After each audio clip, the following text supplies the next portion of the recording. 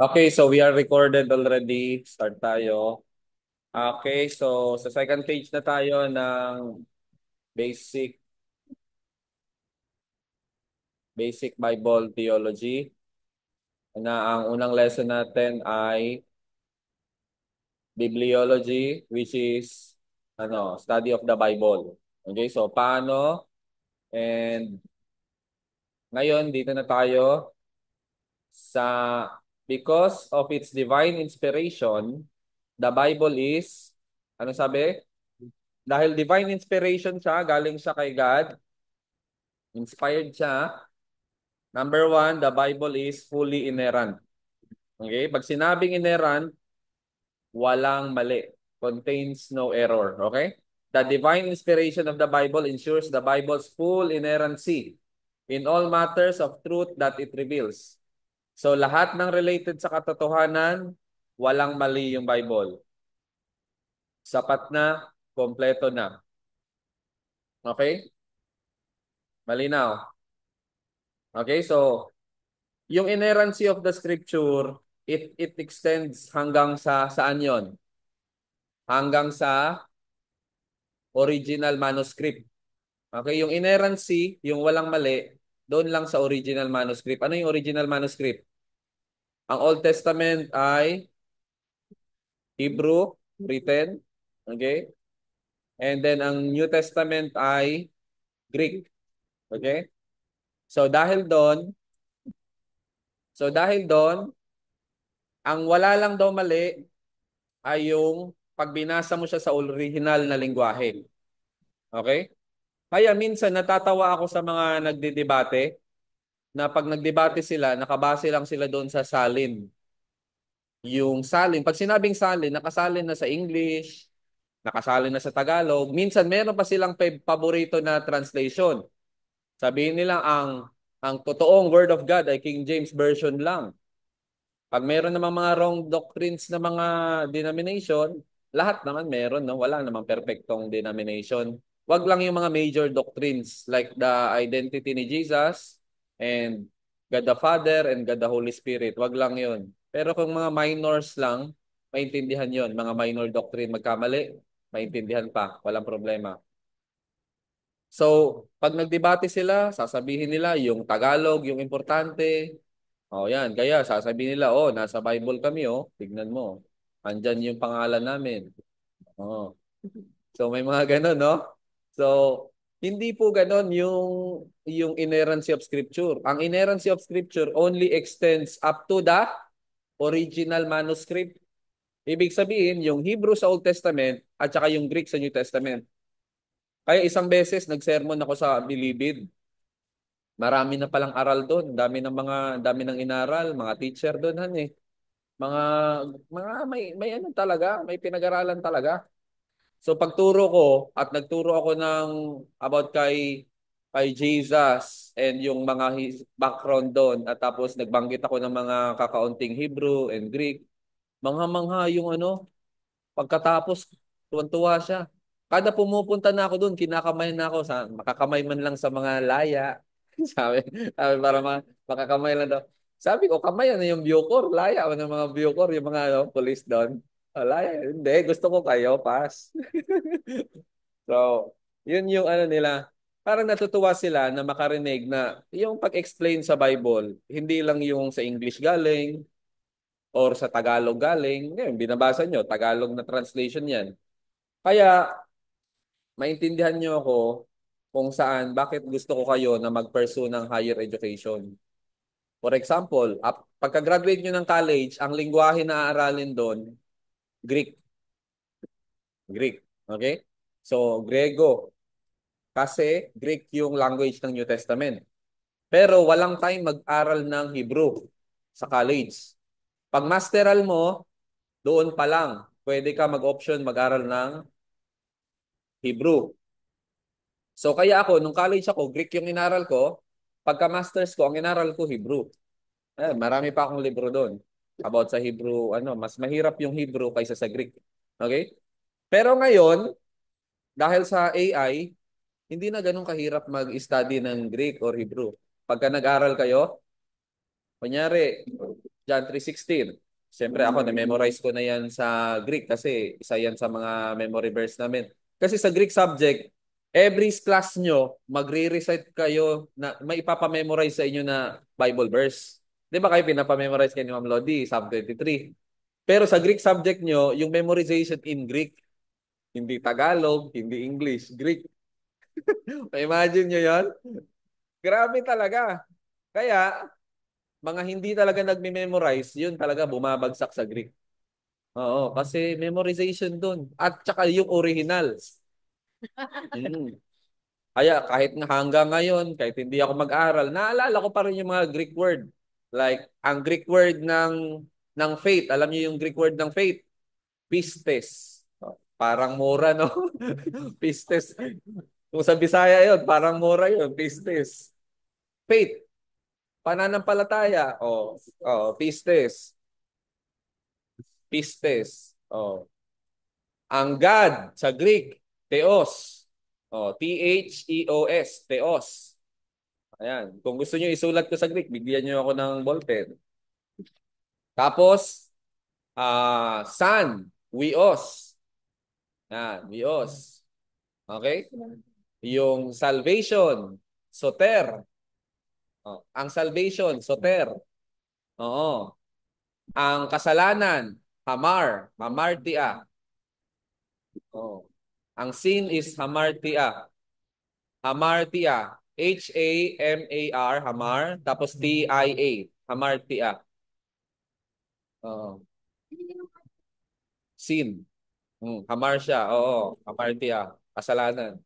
So, yun yung mga sa aral nyo, maalala nyo talaga. Kaya yung John 3:16, for God so loved the world that He gave His only begotten Son. In Greek, otosgar, egapesen, ho, theos, ton, kosmon, monogene, edoken, hinapas. Oh, yan na. Nga. Pinasundo ko. Pinasundo ko. Ah. Wala ka raw doon. Sino may sabi? Si Jiro. Kaya, isa nabanggit ko, Si Madjon doon, ah. nabanggit ko, otosgar, egapesen. Yung egapesen doon is yung love. From the from the root word agape. Ibig sabihin, yung love pala sa for God so loved the world ay yung love pala ay unconditional love. Or yung equivalent niya sa Hebrew ay tinatawag na hesed or kesed. Oo. So, yan yung kumbaga ng ang extension ng inerrancy or walang mali ay doon lang sa original word. Kaya kung pastor ka, nasa seminar ka lang graduate, hindi ka man lang nag-aral ng Grego, hindi ka man lang nag-aral ng Hebrew, mahirapan tayo dyan.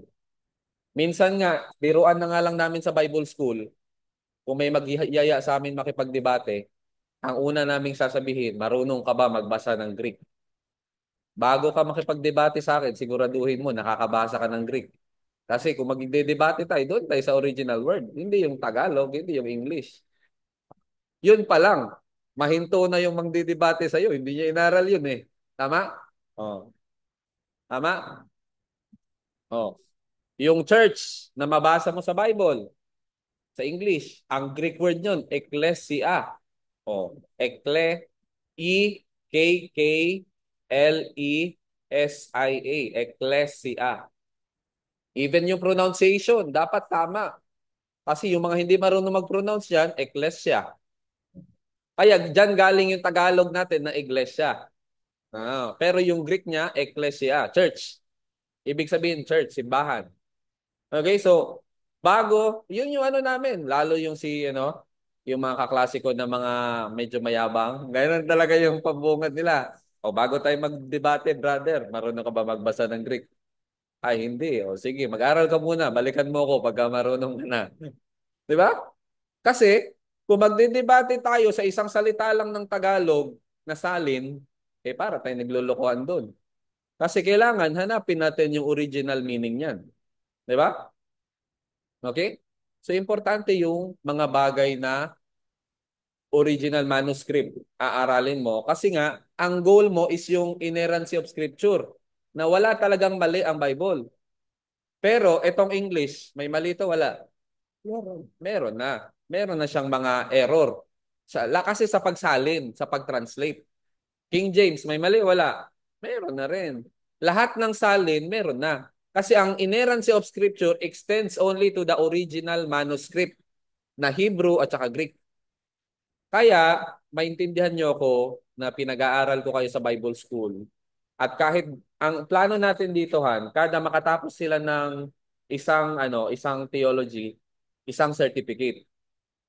So kunyari, natapos nyo to, Doctrine of the Bible or Bibliology, Study of the Bible. Isang certificate to. Para lahat ng mga leaders natin, man lang, bago sila mag-lead, na kompleto nila yung 7. Kasi 7 major doctrines to eh. Oh. Pag wala nun, hindi ka pwede maghawak ng Bible study, hindi ka pwede maghawak. Oh, paulit na nga ito si Lodi. Kailangan matapos nyo muna to. Lalo sa mga hindi magba-Bible school. Eh kayo, magba-Bible school kayo, wala problema. No? Kasi mas malalim doon. Nagets nyo? Malinaw ba? Okay? So dito makita nyo na bakit importante. Minsan sinasabi nila, okay lang, hindi mag-aral. Basta, ang iba ng mga pastor, ang ginagawa nila, parot. Pinaparot nila. March. Ano yung parot? Kung ano yung narinig nila, sinasabi lang din nila. Parroting. Hindi nila sariling aral. Normal yun, lalo pagka mga high school ka pa lang, nakikinig ka sa magaling na pastor. Ay, sa sobrang parroting mo, pati yung way niya magsalita, eh, gaya mo eh. Ayan. For example, yung sa MCGI. Sino yung sa MCGI? Dating daan. Si ano, Eli Soriano. Eli. Magaling yun. May he rest in peace. Patay na siya, no? Pero, mga followers niya, pag napapakinggan ko, kahit magsalita, parang si Eli Soriano. Naparot na. Naparot na.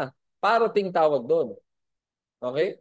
So, even yung way mag-explain, even yung kumbaga, nakabisado na nila si Eli. Walang masama doon. Hindi ko sinasabing mali yun. Kasi ako, nung high school ako, parot din ako sa mentor ko eh. Pero habang tumatanda ka, kailangan magkaroon ka ng sarili mong identity ng pagkapastor mo. Hindi yung ang goal mo, maging kagaya ka ni Pastor RJ sa pagpipreach, sa pagtuturo. Hindi yun yung goal. Ang goal mo, pagdating mo kasi sa langit, hindi ka tatanungin ni Lord, naging kagaya ka, bakit di ka naging kagaya ni Pastor RJ sa pagtuturo, sa pag-ano? Hindi naman ganun eh. Ang tatanungin, bakit hindi ka naging ikaw? Tama? Oo. Kaya wag niyo i-goal na gayahin si Ma'am Lodi, gayahin ako. Maganda pa rin ang pastor. Ikaw ang hinahalimbawa. Oo. Tama nga. Normal yon na siyempre may makukuha kayo sa akin ng leadership style ko o sa pagtuturo ko. Pero, dapat maging original pa rin kayo. Hindi lahat. Kung titignan ko ang sarili ko ngayon at galing sa mentor ko kay Pastor Dave, malayo na kaming dalawa. In fact, meron na akong mga paniniwala na hindi na galing sa kanya. Hindi na galing. In fact, medyo bangga na ako sa kanya. Meron na akong ganun na side. Kasi natuto na ako mag-isip din. Kung dati, hindi. Example yung si Pastor Dave kasi is, kaso naka-record tayo eh, so ayaw kong banggitin. Ayaw kasi upload ko sa YouTube.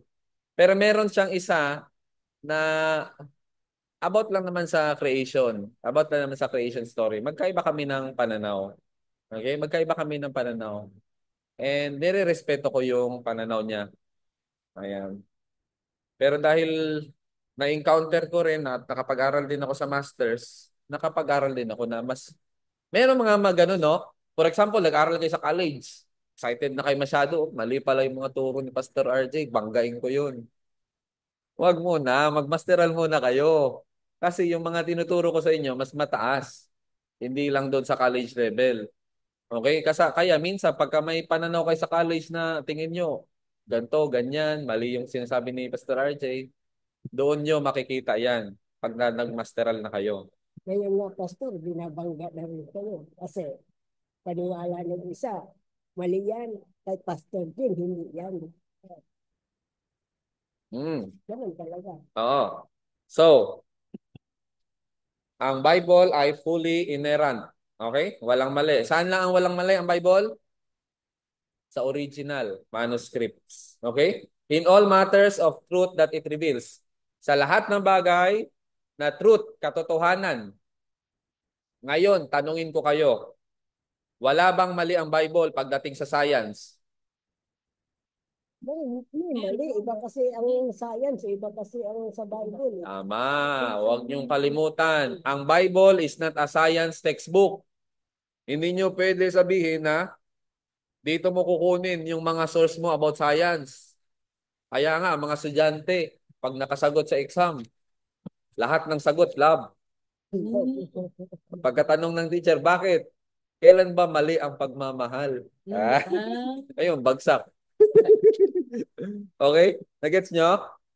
Ang Bible is authority pagdating sa truth, theology.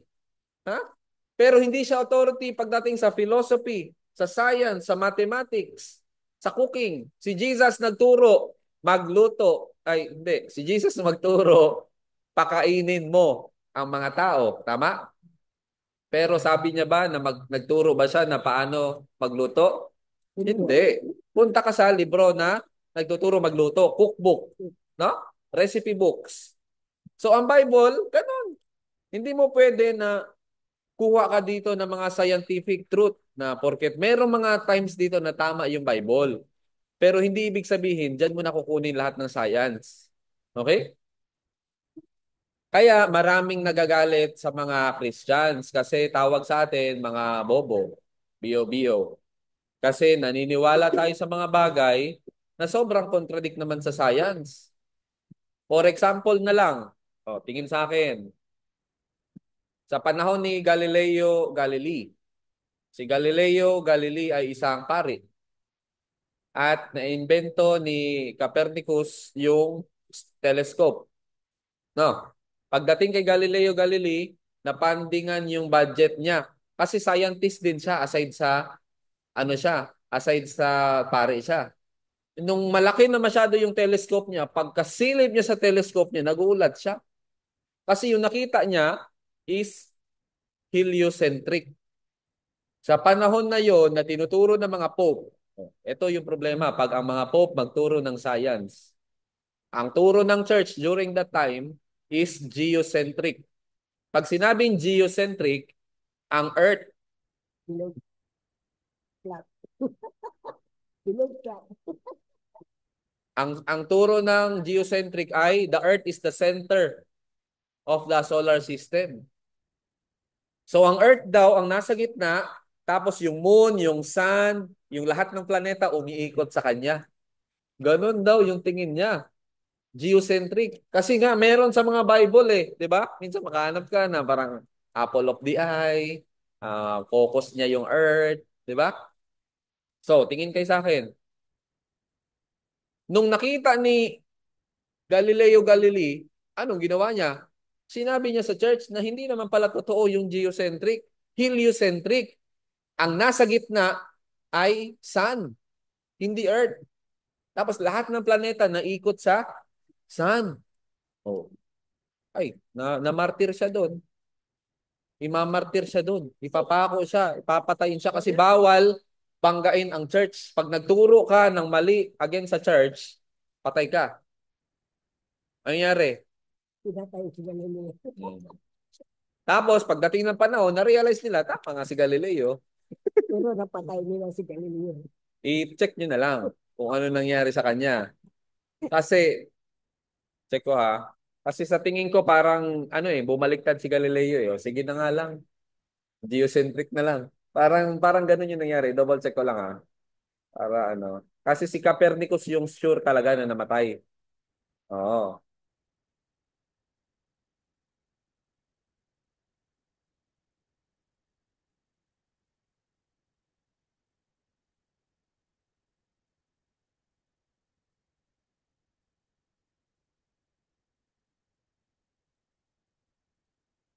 Oo. So, hindi siya na martyr. So, in 1633, the Roman Inquisition tried Galileo for heresy. Oh, imagine mo yung pagturo niya ng heliocentric heresy, wrong teaching. He was forced to recant his views. Bawiin mo yung sinabi mo. Pinapabawi sa kanya. Okay? So, he spent his final years under surveillance, house arrest, and then he continued his scientific work until his death. So, hindi siya na-execute. Okay? Galileo was not killed, but suffered personal persecution or suppression. So, ibig sabihin, hindi siya pinatay. Pero, para hindi siya mamatay, kailangan niya bawiin yung sinabi niya. Okay? Kasi matanda na rin siya eh. Nagets nyo? Yan yung sinasabi ko na very epic na pag ang science, pinakialaman ng church. Authority ba yung church sa science? Wala. Hindi naman Kasi, sila authority kasi ang Bible, hindi naman nagtuturo ng science. Porket merong Genesis creation yan na in the beginning, God created heaven and the earth. Kailangan maintindihan mo bakit sinulat yan. Kasi una sa lahat, yung Genesis 1 hanggang Genesis 11, tinatawag yan na prehistory. Wala pa yan sa history ng mundo. So, ibig sabihin, ang tawag dyan, nung binanggit nga sa class ni na Lodi ang daming na ano ang daming natakot, ang daming nagulat. Nung tinawag ng professor mo, si Dr. Marvin Layug, na yung creation is a myth, nasira ang ulo. na baliw ang mga tao, mga estudyante, mga pastor. Kasi ang Genesis creation story is a myth. Myth yan. Psalm 23. Kaso, ang kulang ni Doc Marvin, hindi ko alam kung nasabi sa inyo, na dapat i-explain mo anong definition ng myth. Kasi yung myth, M-Y-T-H. Ang myth nung panahon natin ngayon, ibig sabihin hindi totoo. Kaya myth. Ang myth na tinutukoy, ang totoong ang myth sa panahon ni na C.S. Lewis na binanggit nila na myth to, ang ibig sabihin ng myth ay truth told true stories. Katotohanan, so ibig sabihin hindi siya na hindi totoo yung Genesis story. Totoo siya. Truth told true stories. Nagets nyo? Truth, katotohanan. Kaya hindi mo pwede sabihin na porket myth ang Genesis, hindi na totoo. Hindi. Totoo siya. Totoo siya. Pero dinaan sa isang kwento. Okay? Medyo mahirap yan na part, no? Medyo. Kaya nung nag-lesson kayo, malamang sa malamang, maraming hindi naniwala doon kay Doc Marvin.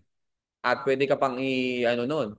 Pero sa masteral kasi, yun yung mga pinag-aaralan namin. Nagulat nga ako kay Doc Marvin, bakit niya binanggit yun sa college level? Kasi hindi yung binabanggit. Ang author ng Genesis, si Moses, matik yan pag college level. Pagdating mo sa masteral level, doon mo makilala, mayroon palang 4 na author. Hindi lang si Moses. Merong priest na author, merong tinatawag na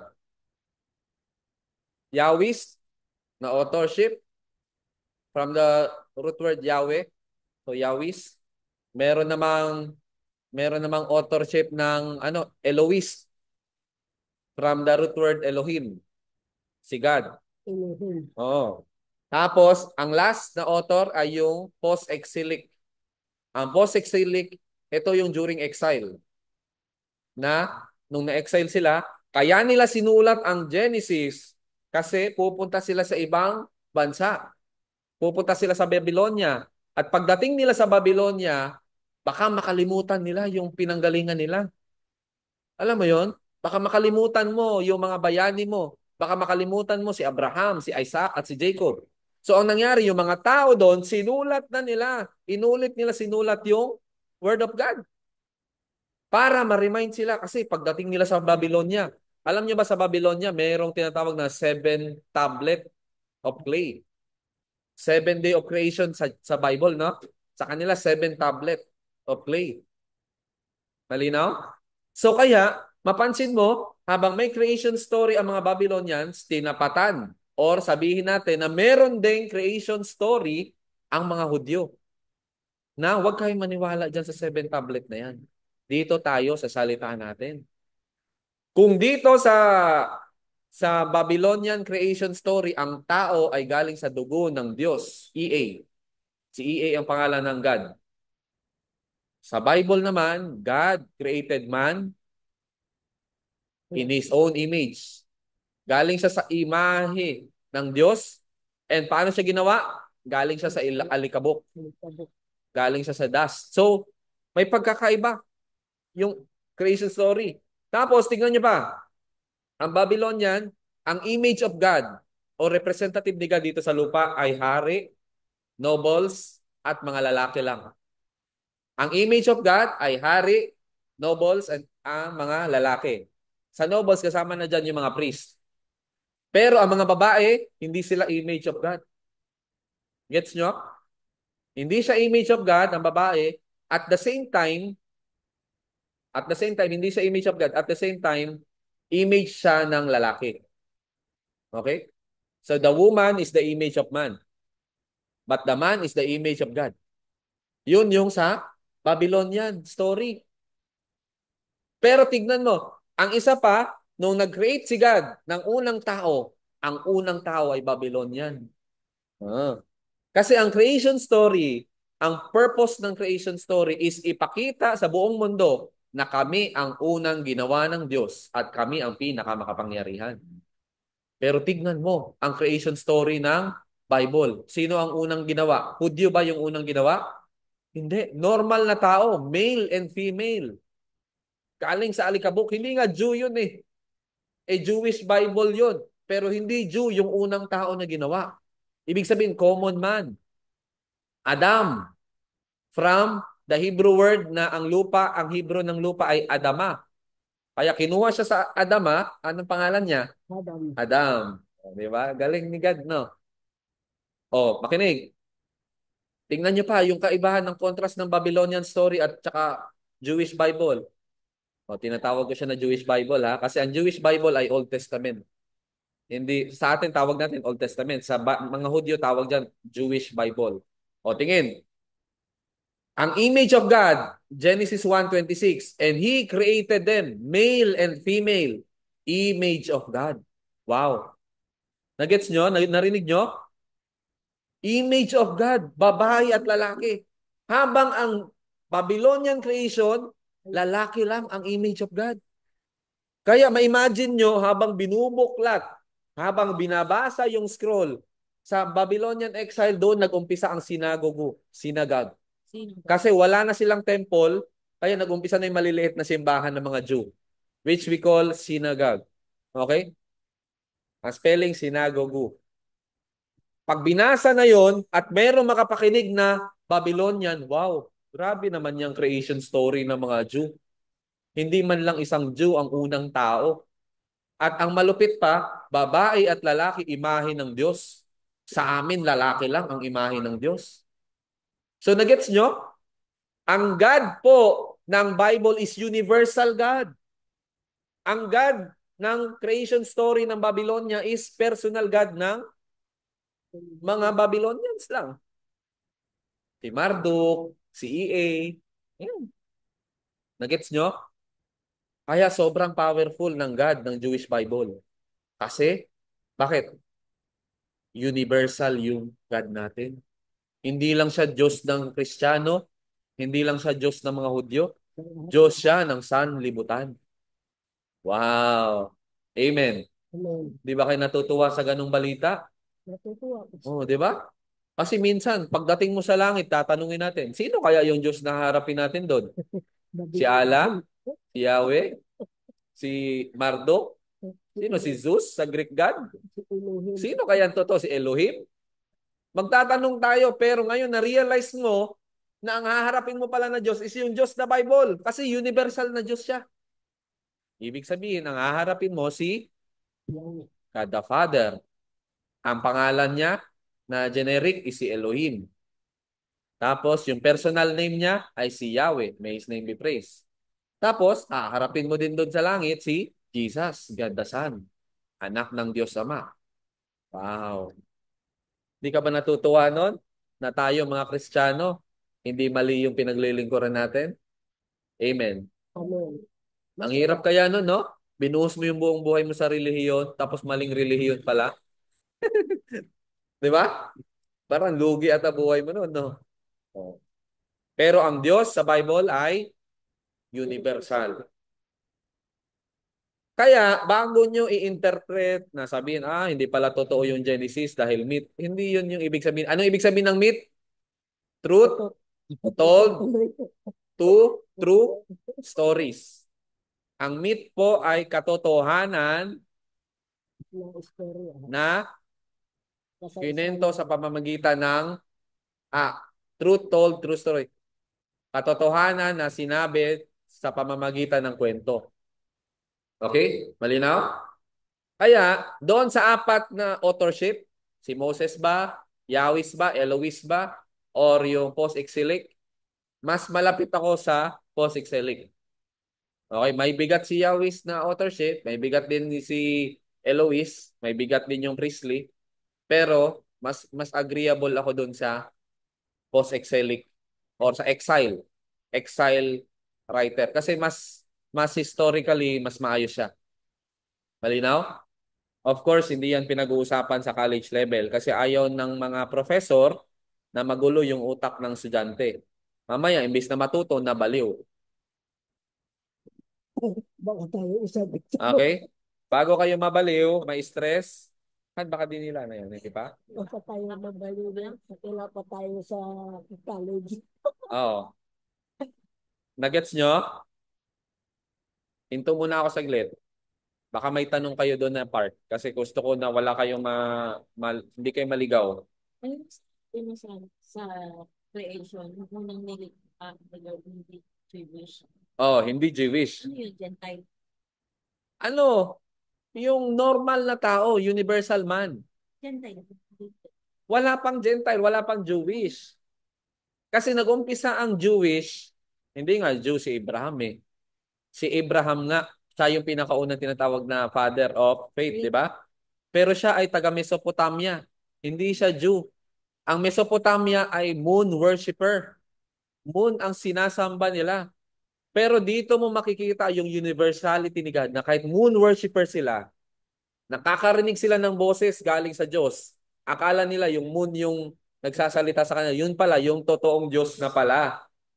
Ibig sabihin, hindi malayo na kung ikaw Hindu, ikaw Buddhist, at yun yung mga sinasamba mo ng mga Diyos. Hindi malayo na akala mo sila yung naririnig mo, yung pala ililid ka na niya sa tamang Diyos, ay God. At ipapakilala ka niya sa anak niya na si Jesus. Amen.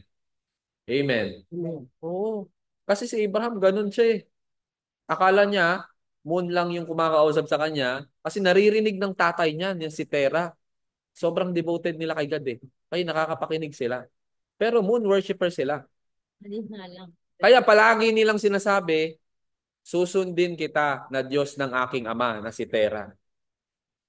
Oh, ngayon si Abraham, ganun na rin. Nung nagkaanak siya si Isaac, susundin kita na Diyos ng aking ama na si Abraham. Kaya pag nagpakilala ang Diyos sa mga anak ni Abraham, ako ang Diyos na sinasamba ni Abraham, Isaac at ni Jacob. Oh, I am the God of your fathers, Abraham, Isaac, and Jacob. Pinapakilala niya na ako yung sinasamba nila dati. Na akala nila ako yung si Moon God. Luna pala yun, no? Oh, Diyos ng buwan. Pero hindi. Pinakilala niya. Kailan siya nagpakilala sa pangalan niya? Panahon pa ni Moses. Sobrang tagal na noon. 1500 BC. Pastor, di ba si Moses ang may sulat ng limang ano? Iyon sa college degree. Ang may sulat sa sa Genesis, Exodus, Leviticus, O, Numbers, Deuteronomy ay si kasama rin Moses. yung apat. Sinong apat? Yung sumulat ng ano, doon sa Genesis. Yung binanggit ko, Oo, yung Yahweh, Eloise, oo, kasama din yun sa lima. ganto, ulitin ko, mabuti nagtanong ka. Ang sabi ko, merong apat na pagdating sa college, ang sasabihin sa'yo si Moses ang author. Hmm. Period. Para wala maraming tanong. Pagdating sa nag-aral ka ng higher education, masteral, doctorate, i-open ka sa maraming pananaw, maraming view. Na meron palang apat na klaseng author dyan sa Bible na yan, sa Genesis, Exodus, Leviticus, Numbers, Deuteronomy. Ang apat na ito ay una, si Moses. Pwedeng si Moses. Pangalawa, pwedeng yung mga Yahwehs. Kaya every time na makabasa ka sa Bible na may Lord, Yahwehs yung may sulat niyan. Kasi ang Lord ay from the original word na Yahweh. May His name be praised. And Eloise, pag may nakita ka na Elohim, yung Hebrew word, like in the beginning, God. Yung God dyan ay Elohim. Okay? Ang singular ay El, ang plural ay Elohim. Oh. So lahat na may God dyan, ang author niyan ay yung mga Eloise. And last yung exile na authors. So apat yung options sa masteral. Ngayon, ikaw na yung mag-aaral. Alin dyan sa apat? Pero sa college, sasabihin lang sa iyo si Moses. Pag nag-aaral kayo sa college at binanggit nyo yan, matutuwa yung teacher nyo. Sabihin ng teacher, uy, okay to nag-advance ka. Turo yan sa akin ni Pastor RJ. Ah, Wow. o ano naman pagkaintindi mo sa apat na yon? Yun lang, hindi ka nakinig sa explanation. Alam mo may apat, pero di mo alam sino doon. Basta ako, doon ako sa exile na author. Excited? Okay? Exile. Yung inexplain ko kanina, kung bakit nila sinulat ulit yung yung Torah or yung Pentateuch kasi para ma-remind sila at hindi nila makalimutan yung origin nila na meron din tayong creation story. Merong flood story ang Babylonia at meron ding flood story ang Noah, Bible. Kaya minsan, tuloy, etong Babylonia, sinasabi nila na galing sila sa Anunnaki. Narinig nyo na yung word na Anunnaki.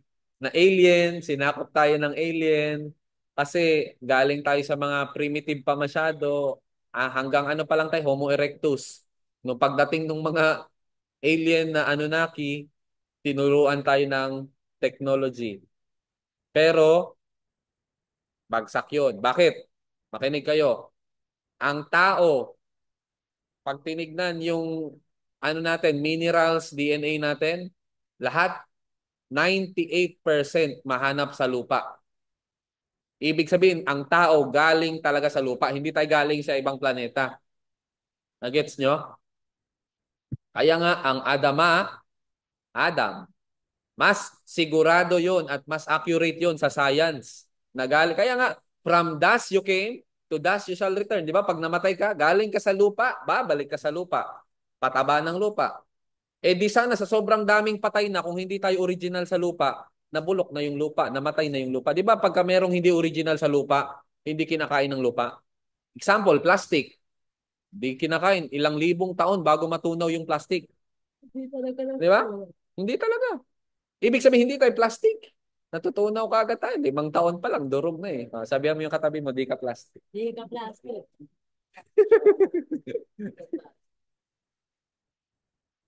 Nagets nyo? Oh. Yun pa lang eh. Debunk na kaagad yung Anunnaki na yan eh. Di ba? Although, oo. Merong paparating na movie na Anunnaki, lalabas yun. Ewan ko kung April or March, manonood tayo noon. Gagastos tayo, manood tayo ng sine. Dito, wala sa Netflix eh. Gets nyo? Kaya, mas accurate yung Bible na Adam, galing sa lupa, Adama. Amen. Amen. Oh. Even yung Bible natin, at least man lang, hindi man yan siya science textbook, nagko-connect pa rin, tumatama pa rin. No? Kasi may mga scientist Yung kasi. Babylonian creation, galing tayo sa dugo ng Diyos. Ibig sabihin, 50% na lang tayo na tao galing sa lupa. At ang 50% galing sa Diyos. Ibig sabihin, yung DNA mo dapat 50% lang galing sa lupa. Eh bakit hindi 50% galing sa lupa? Gets nyo? Oh. Dapat 50% lang eh. At pag nagkasakit ka, hindi ka makakahanap ng gamot galing sa planetang to. Kasi yung sakit mo, dahil half ka lang, kung galing ka dun sa ibang planeta, yung gamot mo nandun galing sa kabilang planeta. Pero bakit ang sakit natin, lahat ng solusyon nasa lupa, nasa tanim, no? Ang aso nga pag may sakit, pakawalan mo, kakain niya ng mga damo. Kakainin niya yung mga gamot niya, kakainin niya yung paragis. No? Oh. Ang mga hayop na alam nila saan yung gamot nila eh. Pag pinakawalan mo, kumakain na lang yan bigla. Pag may ubo, sipon, kakain niya ng oregano. May oregano chips dyan. Oregano plant. Nagets natin? Yun yung mga kailangan natin maintindihan. Na ang kagalingan natin, nandito din sa lupa. Nagets nyo? Okay? Masyadong mahaba yung in-explain ko, no? Sa inerrancy of Scripture kasi kailangan natin maintindihan eh. Bakit inerrant? Gusto ko na sana tapusin kaagad to ngayon eh. Para next session natin, diretso na tayo sa doctrine of God. Pero yung explanation ko sa inyo, grabe. Oh, sino pa may tanong about doon sa mga binitawan ko bago tayo magpatuloy sa number 2? Kung wala na, number 2, sufficient and final. So because the Bible is inspired, divine inspiration, it is sufficient and final. Divine inspiration in the Bible is sufficient and complete for our knowledge of salvation and our knowledge of God and His ways. So, kumpleto na at final na. Pagdating sa knowledge of salvation, okay, again, theology. Bible, maghanap ka, theology. Huwag ka maghanap ng science dito. Huwag ka maghanap ng philosophy. Huwag ka maghanap ng mathematical truth. Okay? Lalo na historical truth. Huwag naman sa Bible na ititrace mo yung Genesis story na 6,000 years old lang yung planeta. Hindi maganda yun. Kasi hindi naman yan yung prehistory nga ang tawag dyan eh. Wala pa yan sa history. Malinaw? So all truths are God's truth. So ang truth ng philosophy is God's truth. Ang truth ng science is God's truth. Ang truth ng history is God's truth. Ang truth ng math ay God's truth. Ang truth ng theology ay God's truth. So lahat ng branches na to, itong 5 branch ng truth ay katotohanan. Okay? Ibig sabihin, hindi porket scientific truth, ang scientific truth makikipag-away sa theological truth. Na science lang yung tama. Ang theology mali. Mali yun. Bakit? Independent siya na katotohanan, ang theology din independent din na katotohanan. Si Duterte, sinabi niya, who is this stupid God? Binanggit niya na stupid daw si God. Nung trinay niya i-explain yung Genesis story na kumain sila ng mansanas, tapos binigay niya. And then ano yung exact word na sinabi niya? Then malice came. Namulat na daw bigla. So yun yung mga mangyayari no kung ikaw ay attorney pero you try to be authority sa theology. Dapat man lang sana nag-aral man lang sana siya ng hermeneutics, nag-aral man siya ng exegesis, nag-aral man lamang sana siya ng Hebrew, nag-aral man lamang sana siya ng tamang interpretation sa Bible bago na sana niya kiriniticize yun. Malinaw? Kasi minsan ganun kasimple lang yung statement. Tapos insultuhin mo si God sa ganung statement para namang nakaloko ka sa mga theologian. May karapatan ka ba na ako may karapatan ba ako mang-critic sa mga scientists? Wala. Wala naman ako alam sa science eh. Oh, may karapatan ba ako mag-critic sa mga mathematician? Wala. Pero may karapatan ako mag-critic sa mga nag-aaral ng Bible. Kasi ako, nag-aaral ng Bible, theologian. May karapatan ba ako mag-critic sa mga Hindu? Hindi. Wala naman, hindi naman ako nag-aral ng Hindu, Bhagavad Gita. Bhagavad Gita, yung writings nila. Nagets nyo? So, ganun, no? Bago ka mag-critic ng isang bagay, siguraduhin mo na inaral mo naman muna. Huwag man na kung ano lang yung pagkaintindi mo, manlalait ka na kagad. Tama? Oo. So pag tinype mo sa YouTube, who is this stupid God? Lalabas si Duterte doon. Na sinabi niya talaga sa isa sa mga talk niya. Sino ang pinakita niya na stupid doon? Si God o siya? Na ininterpret niyang biglaan ng ganun. O ngayon nga, binanggit ko na merong 4 na author. Alam niya ba yon? Na meron palang 4 na potential na author yung Genesis. Si Moses lang sa limang Kahit si Nanay Pem, sabi niya, alam niya lang, si Moses lang.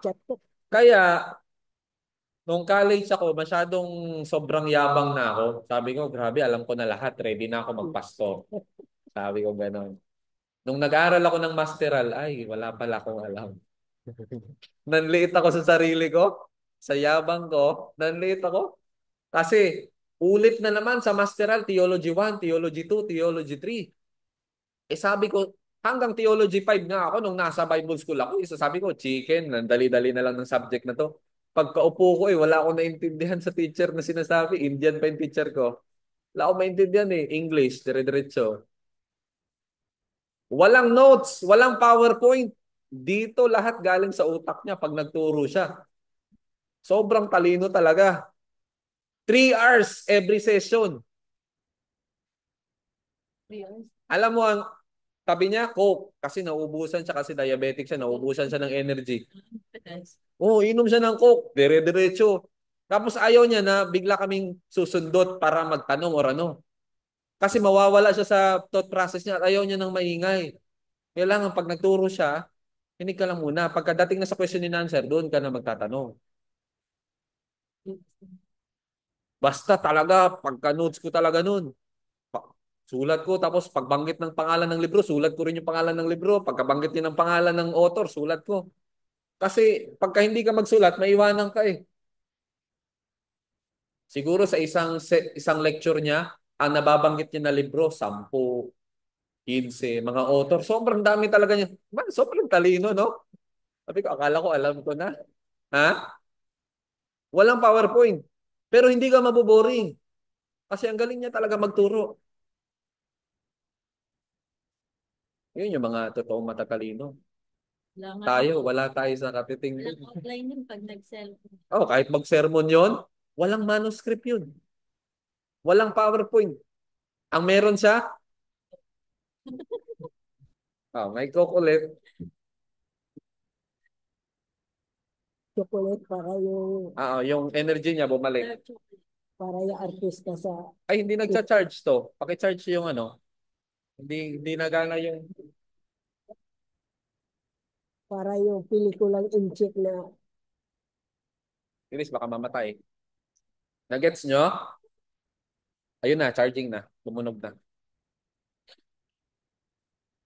So, ang Bible is sufficient and final pagdating sa knowledge of theology. So, kaya ang philosophy, before scientific truth, ang nagdidictate sa universe ay philosophy. Sina Socrates, sina Aristotle, sina Plato. Sila. Kaya sabi nila, hindi na natin kailangan i-explore ang universe or ang ano kasi sa labas ng Earth, the rest are circle na. Kasi circle is perfect.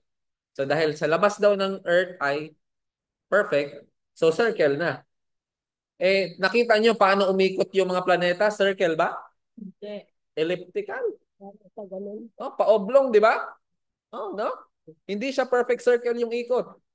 Kasi depende sa bigat ng planetang yon. Ang hatak ng gravity ng Earth. Ay, hindi. Ang hatak ng gravity ng Sun.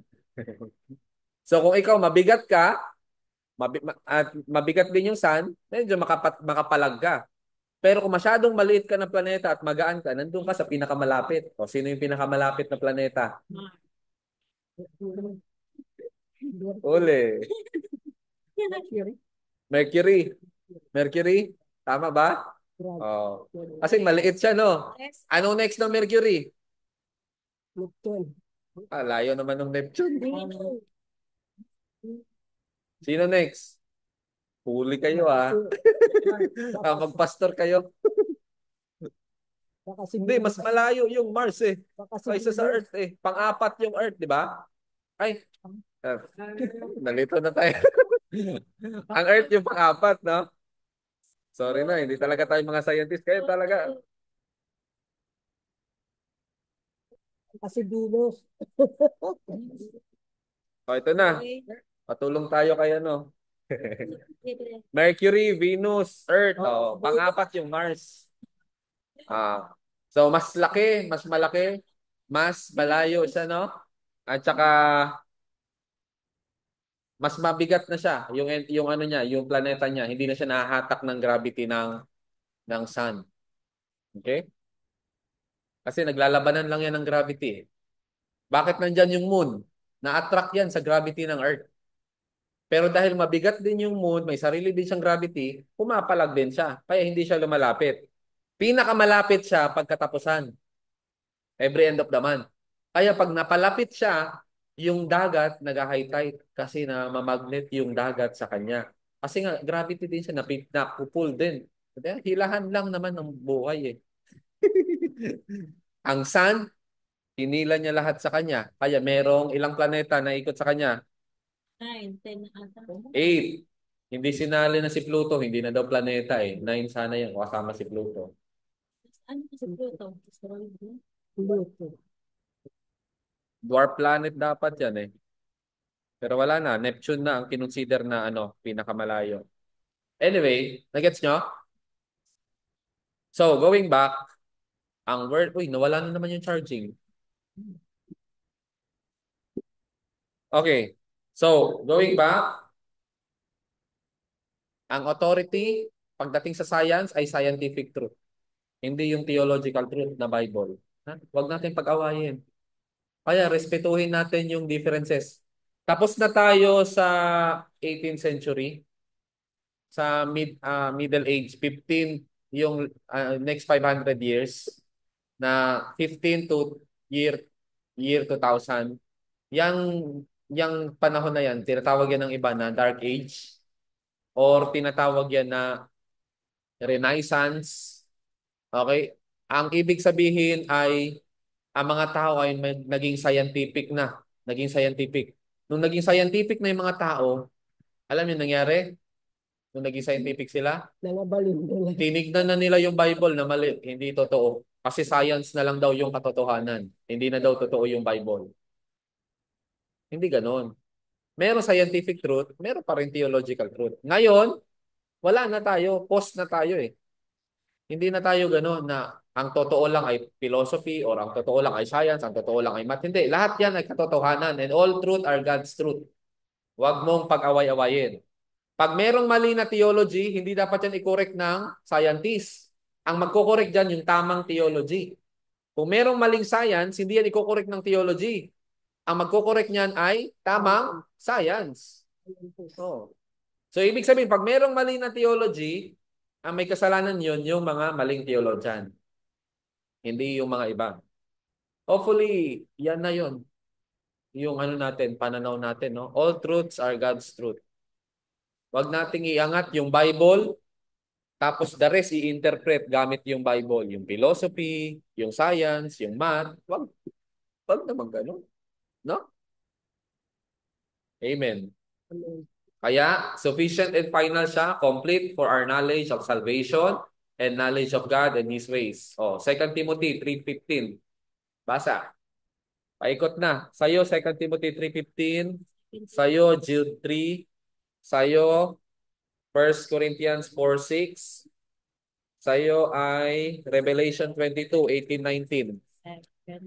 Revelation. Revelation 22:18-19. O, sige, basa. Unahin natin yung 2 Timothy 3:15. Yung mga binigay ko na verse sa inyo, hanapin nyo. Hanggang kay pa lang, kay Kim pa lang yung binigyan ko. Tignan mo sa copy mo.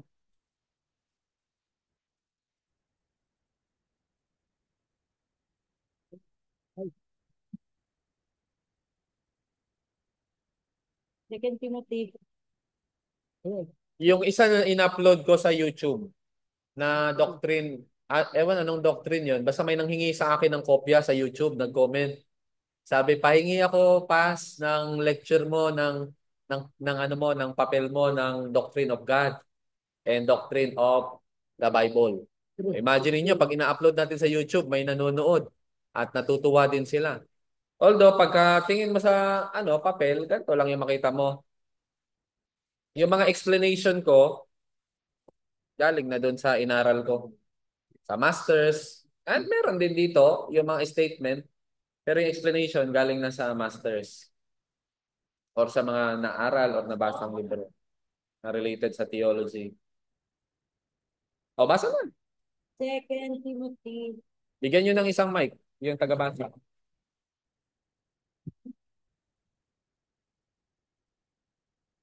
Ganito na yung gagawin natin palagi pagka nag-session tayo, i-record natin para ma-upload natin sa YouTube at may share din natin sa iba. Either they crucify me sa turo ko or they will be blessed. Nonetheless, I cannot please everybody. Ginagawa ko lang yung pinapagawa sa akin ni Lord. 2 Timothy. Sayang yung ano, no? Yung pinag-usapan natin ng persona and shadow, no? Maganda yun kung naka-record, no? 20 na lang. O, sige. So, Hindi, sa ibang batch na lang. basta. Mula pa sa pagkabata, alam mo na ang banal na kasulatan na may kapangyarihan magbigay sa iyo ng karunungan tungo sa kaligtasan sa pamamagitan ng pananampalataya ay Kristo Jesus. 2 Oh, Timothy. malinaw.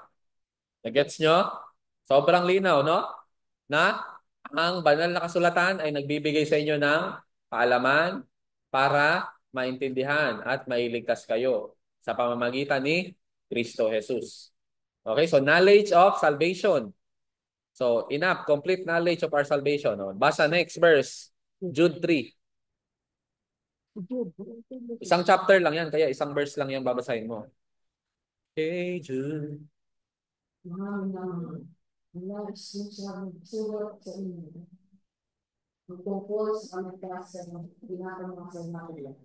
Ngunit nakita ko ang kailangang sulat sa inyo. Isang panawagan na inyong ipaglaban ang pananampalataya. Pinagkaloob minsan at magkakailangan sa banal sa mga banal. Oh, okay? So, narinig nyo? Para sa, kaalaman nyo, ano sabi? Para sa kaligtasan. No? Tama? Oh, nabanggit ulit. Oh, next verse. 1 Corinthians 4:6. Ang tawag dito sa mga verses na ginagawa natin ay ang tawag dito systematic theology. Lahat ng mga verse na related doon sa salvation or sa pinag-uusapan natin, hinugot siya. Okay? Merong magandang dulot ang systematic theology, pero meron din siyang, may pros siya, meron din siyang cons. Ang cons niya, minsan, yung out of context yung iba. Okay? Pero so far, dito sa mga hinuhugot natin, tama yung context niya. Ang cons naman, ang pros naman niya, nasi-systematic yung Bible. Okay? Maraming klase niyan. Systematic theology, biblical theology. Yung biblical theology, yun talaga, chapter by chapter. And then, historical theology, tapos narrative theology. Ang favorite ko, pag way ko mag-sermon, narrative theology. Okay, narrative sermon. Yan yung way ko. Sige, tuloy. Zero. 1 Corinthians 4:6.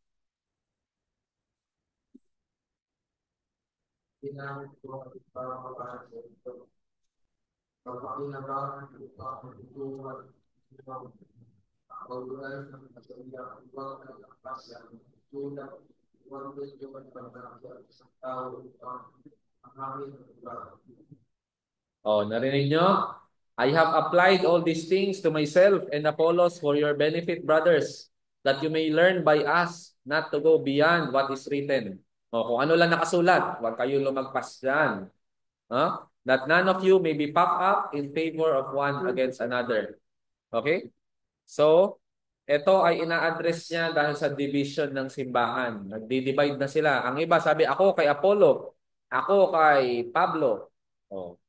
Wag naman sana dumating yan sa church natin, no? Na ako kay Pastor Aguilar, ako kay Pastor RJ. Hindi maganda yon. Magagalit si Lord sa atin. Wala dapat division. Ha? Iba-iba yung gift natin, iba-iba yung talent natin. At si Pastor Aguilar, kasama natin dito sa pagsaserve para makatulong sa ministry. Hindi para ma-divide yung church. Tama? Kaya wag nyo magboto-boto na, ay gusto ko si Pastor, ay gusto ko si... Hindi naman kasi maiwasan yung pastor. Hindi maiwasan, pero papagalitan kayo ni Pablo. Kayo ni Pablo nun. Ako kay Kibulo. Ang sabi ni Pablo, ako ang nagtanim. Si Apollo ang nagdilig. Pero si Lord ang nagpapatubo. So ibig sabihin, siya kasi yung nagplant ng church. Tapos si Apollo yung naging pastor doon para nagtuturo. Apollo. Tapos, hindi si Apollo Kibuloy ha. Iba to na Apollo. So dalawa sila, tapos pero sabi niya, si Lord ang nagpapatubo. Ganon din sa church, no? Na minsan may nauna sa inyo na pastor na nagturo, tapos hindi pa kayo masyado sold out doon. Ayan, si Jiro, ang daming pastor na dadaanan yan. Dito, tama Jiro? Ano pa, lupa? Wala pa binhi. Oh, ngayon, pagdating kay Pastor RJ, nagti-theology na siya. Nung dati mga pastor, anong ginagawa mo, Jiro? Dala, Sundot. langod. Sundot ko lang. Simba uwi. Zimbabwe. Zimbabwe. Zimbabwe pala si Jiro dati, Zimbabwe. Ngayon, nag-theology na. Oh. So, Nagtitake down kumbaga, saan? sila yung nagtanim. Kaya ako, pagdating ko dito, hindi ko dinidiscredit yung mga dating pastor. In fact, pag nag-uusap kami, salamat pastor, 17 years ka sa church na yan. Nakapagtanim ka. O ngayon, ipagpatuloy ko yung mga naumpisahan mo. Ganon. Malinaw? Hindi yung kayo pag naging pastor, pagdating nyo sa mga simbahan, una yung gagawin, sisiraan nyo yung dating pastor. Mali yun. Maimpyerno kayo nun. Perno ka niyan. Joke lang, hindi na hindi ganoon yung ano yung salvation natin, hindi nakabase. Pero hindi maganda 'yon. Huwag tayo magsiraan kapwa pastor. Okay? Ngayon, mga estudyante ko kayo. Pero darating ang time, maging co-worker ko na kayo. Kasi mga pastor na kayo. Ang tawag ko na sa inyo, colleague. Solid. Colleague. Yung isa, colleague ay. Ay, iba yung colleague. Tulig. Tulig. Tulig. Ay, ito, kilig. Oh, basa next. Last na. Si Kim. Itin. Ito. Sino mang magdalat kayong kilala ng aklat na ito ay kilala ng Diyos sa kanya ang magsasabi ng sila dito. Ang sino mang mag-alis ng iman sa kaligtan ng aklat ng Diyos. Sino ito? Kaya ang sino Ay, grabe. makalapat ang pinakalis sa buhay ng yung ako ng Diyos. Buhay at panalis. Lalo. Buhay at sa banal na tungsod. Hindi naman Oh, narinig nyo? I warn everyone who hears the words of the prophecy of this book. If anyone adds to them, God will add to him the plague described in this book. Oh, bawal yung dagdagan. Bawasan. Oh. Lalong bawal ang And if bawasan. anyone takes away from the words of the book of this prophecy, God will take away his share in the tree of life. Oh, bawasan. Ibig patay pala si ano? Si Marcion. Marcion. Kasi si Marcion, Marcionise, Marcionite, ayaw niya ng Old Testament. Gusto niya New Testament lang na Bible. So, ayaw niya na ng Old Testament. Bakit po kasi? Kasi nakakatakot daw yung Diyos doon sa Old Testament eh. Tapos pagdating sa New Testament, God is love. Mabait na yung Diyos doon, si Mas Jesus. nakakatakot ng New Testament dahil sa Revelation. Oo, tama. Anyway, hindi pala maganda na tayo mga pastor, mamimili lang tayo ng isi-sermon. Maraming tao ayaw sa Old Testament, lalo yung mga words ng mga ano, Pero sa mga Catholic no, pastor, obedience equals New to blessing. Testament. oh, Obedience sa equals Roman Catholic ay for gospel only. Matthew, Mark, Luke, John. Kasi yan yung focus ng Roman Catholic. Kaya, the reading from Matthew, sabi niyan, di ba? Palagi yung reading ay sa Matthew, Mark, Luke, John. Walang problema doon. Ang protestante, ang priority nila ay epistles. Epistles. Mga writings ni Pablo. Ang priority naman ng mga Eastern Orthodox ay Johannine. Mga writings ni John. Kaya yan yung mga priorities nila. Pero ako, 9. Johannine ang tawag pagka focus ay Book of John. Ako, pastor, ang focus ko alin? Yung Johannine, Ah, writings ni no? writings ni John. Ni John. Oo. Ang focus ko as pastor is to teach the whole Word of God. Kaya mapansin nyo, wala akong favorite na palaging ituro. Pansin nyo, nagtuturo ako sa Old Testament. Nagtuturo ako sa New Testament. In fact, yung prayer meeting natin, tapos na tayo sa Zakaria. Mga anak Kung kaya. ako, pastor na may favorite, New Testament lang tayo lahat. Patay. Mapagalitan tayo ni Lord noon. Kasi we need to teach the whole Word of God. Tandaan nyo yan kasi magiging pastor kayo. Mamaya, yung favorite nyo lang palagi, John 3:16. Dito po. Isang taon, John 3:16. Dito. Pero kwinento niyan sa akin si Ma'am Eloy eh. Sabi ni Ma'am Eloy, grabe pastor, yung dating pastor dito, isang taon, John 3:16 lang yung topic namin. Oh, matutuwa ka ba noon kung ikaw yung member? Kasi favorite niya yung John 3:16. Para sumaksak sa utak mo yung John 3:16. Mahal ka lang, boss. Pero, ang sabi ng Bible, we need to preach the whole counsel of God. O, ilagay ko ha. Anong version? Preach the whole counsel of God. Akala nyo, gawa-gawa ko lang yan. Acts 20:27. For I did not shrink from declaring to you the whole counsel of God. Oh, ibig sabihin, lahat. This phrase emphasizes teaching the full scope of Scripture, including the difficult or unpopular. Ituturo mo lahat. Hindi pwede yung gusto mo lang. Kung ang favorite ko na topic is about pera, finance, hindi pwede yun na about pera lang palagi topic mo. Pastor, sinasabi nila tungkol sa Kung about love, puro love lang din. Kung kasalanan, puro kasalanan lang din yung topic mo. Bawat pagpapalo, Deuteronomy 20. Ituturo mo lahat, the whole counsel of God. Malinaw. Ayaw ko na pagka ako bumisita ako sa simbahan nyo in the future, doktor ka na at lahat-lahat, ang dami mo ng pinag-aralan. Tapos isang taon ako member sa church mo. Ano? Ang topic mo lang, Exodus 20 verse 12. Igalang mo ang iyong ama at ina. Wala kang ibang tinuro. Wag gano'n ha. Gusto ko pagka nakita ko kayo, kayo na yung nagsisermon. Ako na yung si Pastor Johnny, yung parang paupo-upo na lang, benediction na lang sa simbahan nyo. Gusto ko makita ko kayo, yung sermon nyo ay paiba-iba. Huwag naman sana na paulit-ulit. bumaba ka dyan, mali yung sunod Isang mo. box ko. Sinagagay ko. Nagets nyo? Oh. HBW. So, sufficient and final. Wala nang hahanapin pa. At ituro mo ang buong salita ni Lord. Amen. Amen. Yan. Ihininto ko na yung live stream ng church natin every Sunday kasi dahil doon may mga hindi nagsisimba dahil na Tapos sabi nakita na daw si Pastor Aguilar umasa na sa live. Kasi sabi, sa live ko. kahit hindi naman ako pumunta, nakikita ko naman. Kaya pinahinto ko na para mapilitan pumunta dito talaga sa simbahan. Alin po? May mga taon di napunta sa simbahan dahil nanonood na lang sa live. Oo.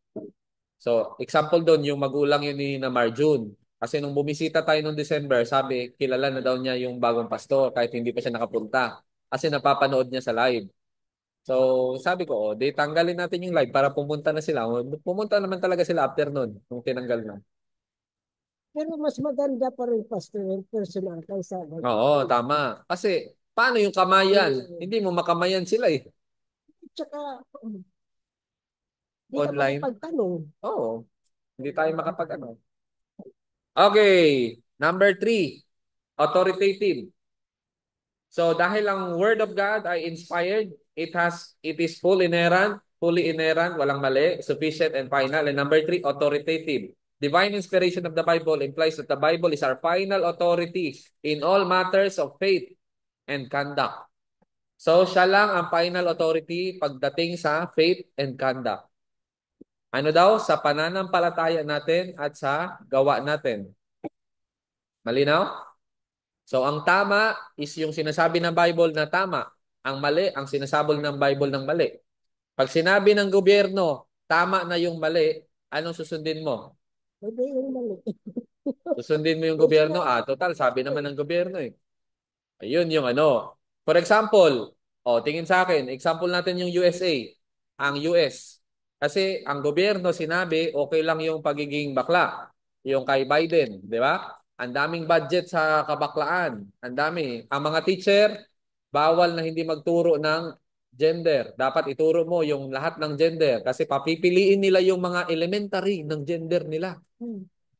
Oo. So, turo yon ni Biden. Binadgetan niya. Kaya sa panahon din ni Biden, nagkagulo. Hindi, inalaw niya yun.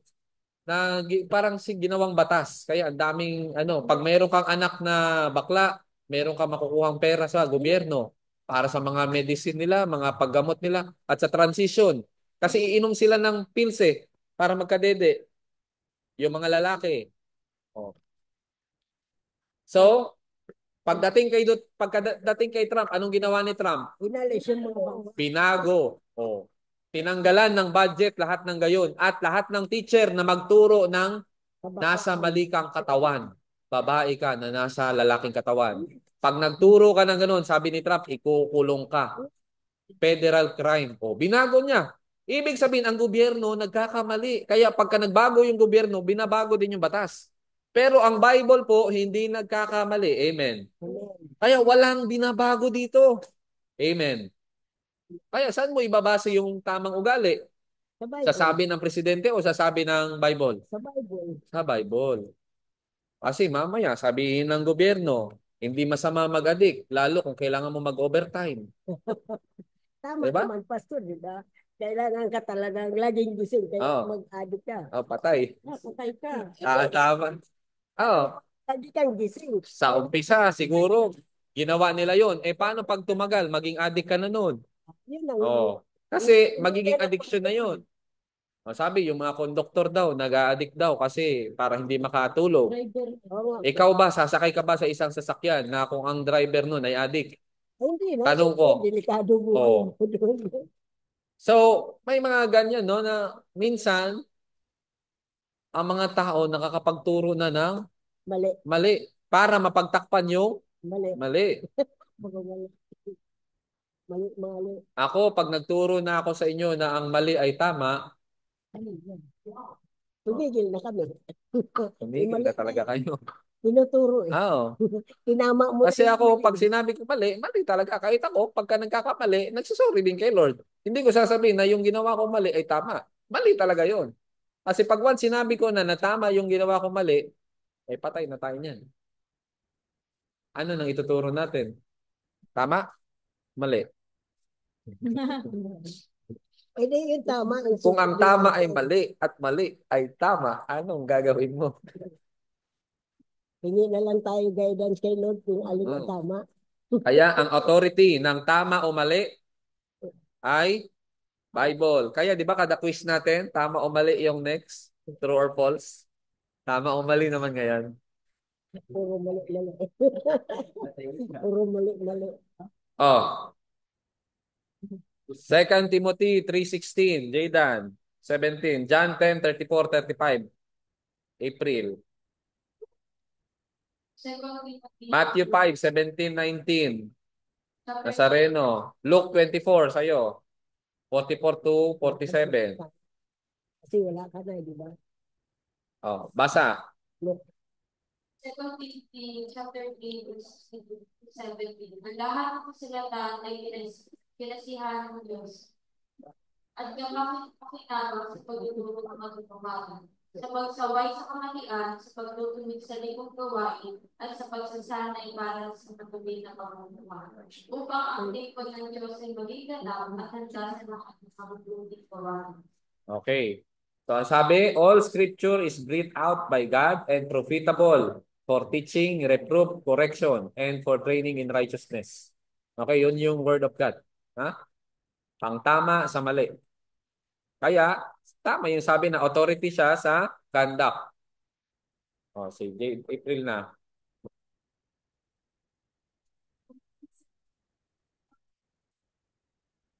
Marami po sa mga tinawag ng Diyos ang mga nagkatiwalaan ng sa Diyos at pinaaral ng buwan ng Kristo.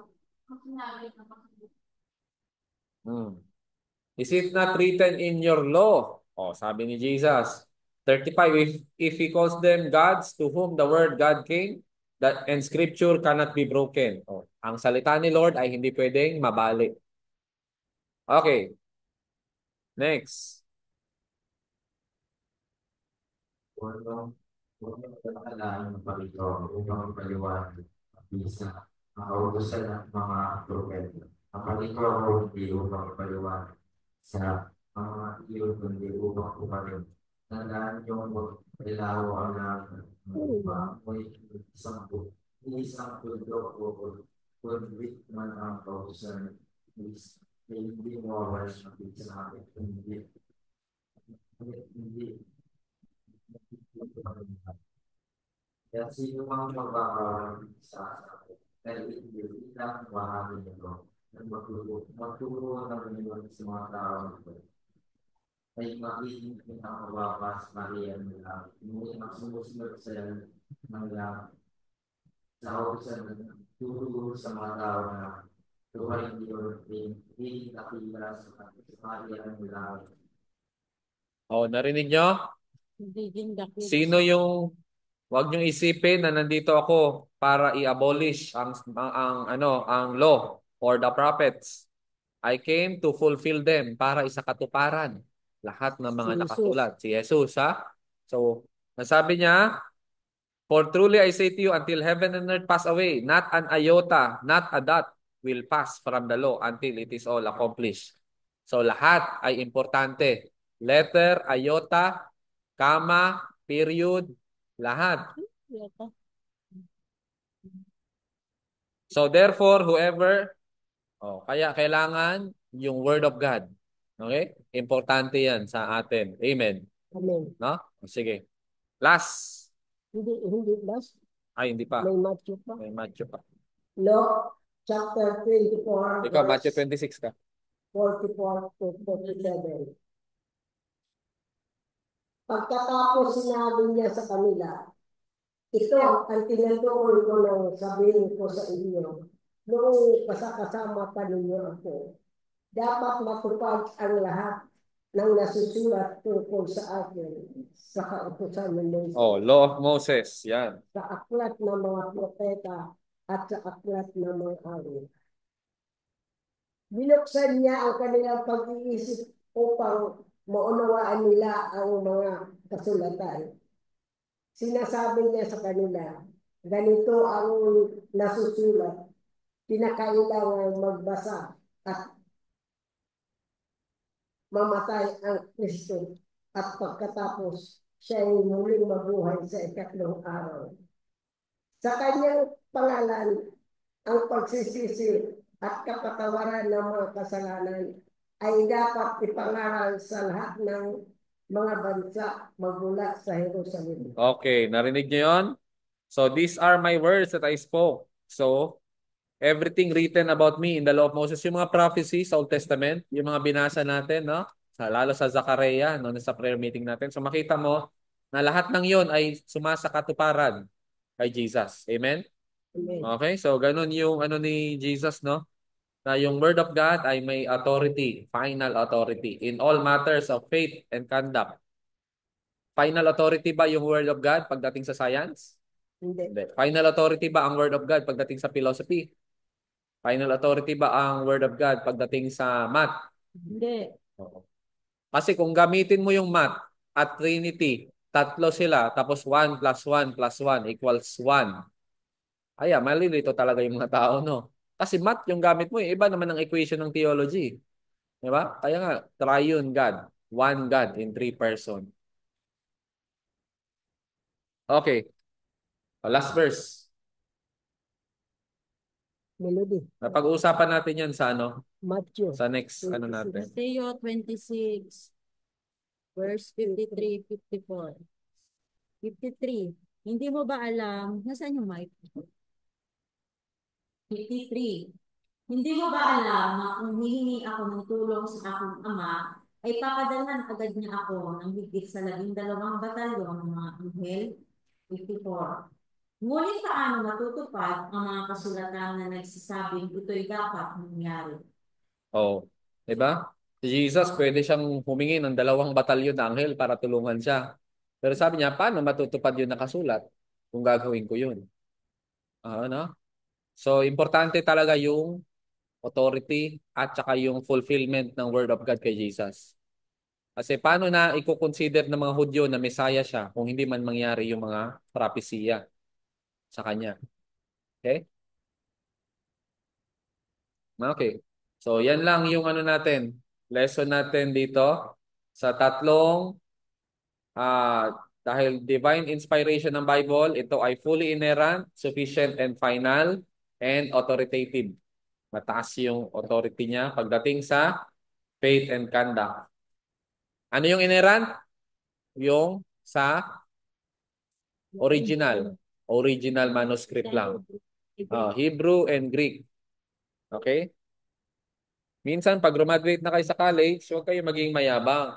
Dahil alam nyo na ng Greek at Hebrew, huwag nyo gayahin yung kaklase ko na sasabihin na bago ka makipagdebate sa akin, kailangan marunong ka muna ng Greek and Hebrew. Wag naman. Ikaw muna din yan. Wag naman ganon. At saka yung debate, wala naman nakukuha dyan. Bawal yan, di ba, Pastor, debate? Wala napapala dyan. Hindi ako nag-encourage ng debate. Hindi ko ano yung debate. Kasi i-debate yung Bible. Discussion, pwede. Mag-discuss. Kami, ng mama ko kagabi, nag-discussion kami. Nung ka-discuss niya yung ate ko, nag-away sila. Kasi debate yung kanila eh. Kasi yung mama ko, BBM.